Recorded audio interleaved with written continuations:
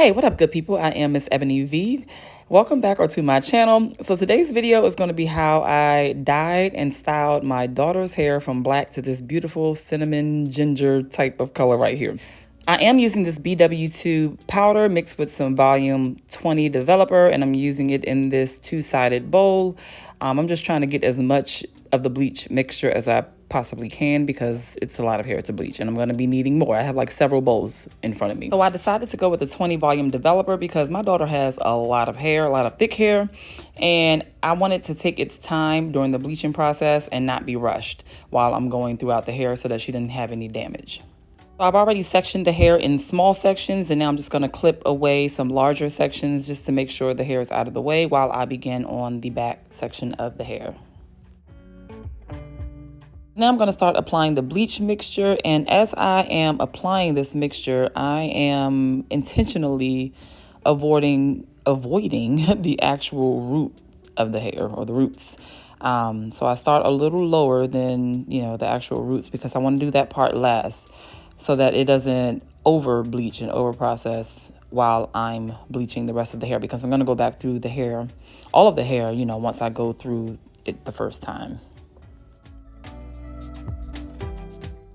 You'll also notice that once I get enough of the bleach product applied to the hair, I like to just take my hands and massage it through the hair so that I am ensuring that I'm covering all of the hair strands with the bleach mixture. It's very important to do that because you don't want to have a whole bunch of gaps within the color. So I definitely take my fingers and just kind of massage the bleach mixture throughout the hair so that all strands are covered.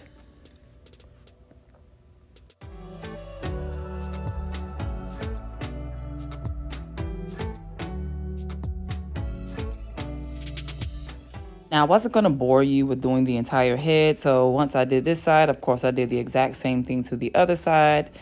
And now that I've gotten all of the bleach product applied to the hair, now I'm just going to go back through all of the hair all over again as I started, but I'm just going to put more attention this time on the actual roots of the hair.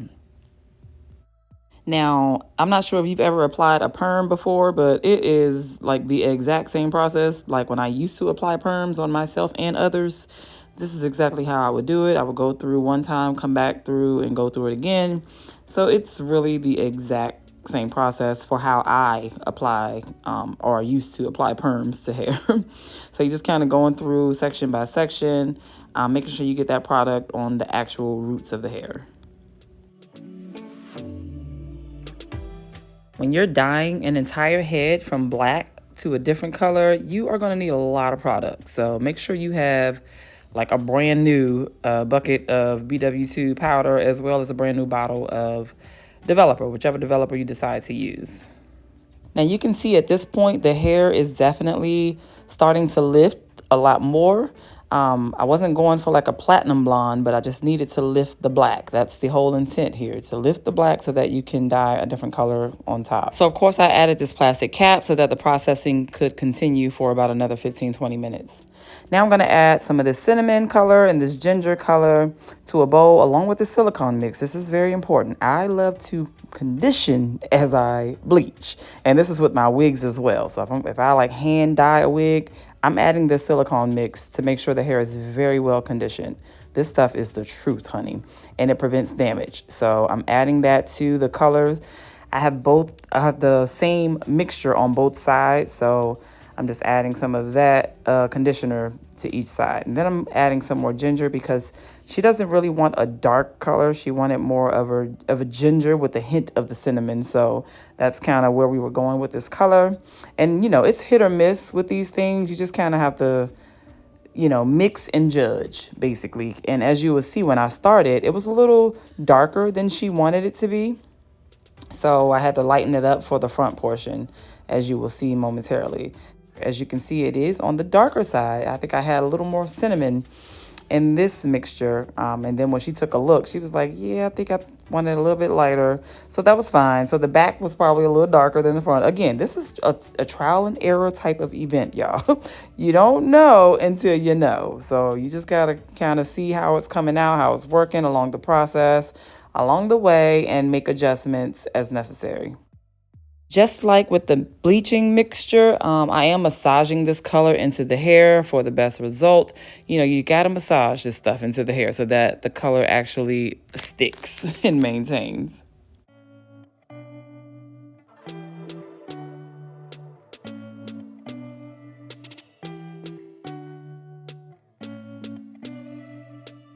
So again, because she was going for a more brighter color, we decided to add some of this orange sunrise color to the mixture just to brighten it up a little bit because she was looking for more of that ginger color with a hint of cinnamon. So that's what we did for the top portion. The back is probably going to be a little darker than the front, but that's okay. It'll just give a little ombre effect or something like that. You know, no big deal. You know, as I said before, this is a trial and error. And this is actually the moment I realized, we don't have no Vaseline around your edges. We need to, you know, prevent staining control. So she helped me out and added some Vaseline around her own edges so that she doesn't get any stains during this process.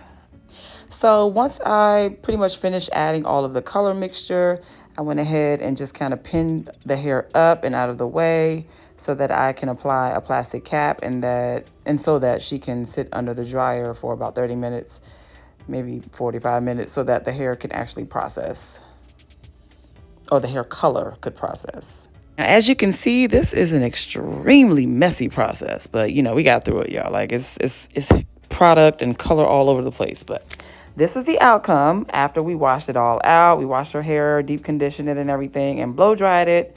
And this is the color that she got, which is beautiful in my humble opinion. I love this color outcome. And now I'm just going through and trimming the ends before we actually style it. I don't have a really true rhyme or reason to my madness or my method.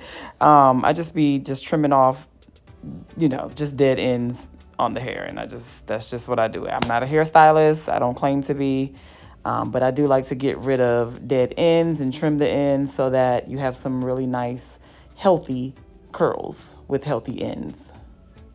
So now we're going to go ahead and move on to the perm rod process. And for this process, I prefer to use larger sections of hair. And that's what I'm doing here. As you can see, I am adding some of that, the Dew foaming mousse. I think that's what it's called. If it's not, I'll put it up here on the screen. By the way, all of the products that I use in this video will be listed down in the description box below, so feel free to check it out. I am using these medium-size perm rods to do a perm rod set, and I am using the twisting method as I curl it. My intent is to make sure that the ends are as straight as possible, and then I'll go ahead and start twisting it as I move up the shaft of the hair. Again, this is the Dew Mousse Def foaming mousse, and it's like the perfect mousse for styling, y'all. I swear, I use this on my hair, and I use it on her hair when I'm styling or doing a natural style. Like the Dew is the business. As you can see, I used primarily the medium size or orange colored perm rods, and then I added some of the purple smaller perm rods to the front because her hair is is very long in the front and shorter in the back. So I use the smaller perm rods in the front so that it's not hanging too low in her face. Now that all of the perm rods are added, she's going to sit under the dryer for a minimum of an hour. And this is actually the next day. She actually slept in these perm rods as well after sitting under the dryer for an hour. Gives the best results. She did her little makeup because, you know, she be doing her little makeup and stuff, looking all cute and stuff. So then we just went ahead and took the perm rods out. I'm going to add some of this Camille Rose oil to her scalp to make sure it's nice and moisturized, and she loves that. And then we're going to go ahead and separate the curls. Each curl, I'm just going to go ahead and take my time and separate individually because that gives the best bouncy curls possible. So once I separated all of the curls, I went ahead and just fluffed all the hair out with a wide tooth comb to try to get it as big as possible because she loves big hair just like I do. We want these curls nice and full and bouncy without disrupting the curls as much as possible. And this is pretty much the final look. I loved it. She loved it. Super cute style. It was definitely giving me Annie vibes. Curls were super soft and bouncy. Let me know what you guys think about this style down in the comments below. Let me know what you guys think about the color. You know, I appreciate you all so much for rocking with me today. Please be sure to give this video a big thumbs up. Hit that subscribe button if you have not, and I will be sure to catch you all in the next video. Bye, y'all.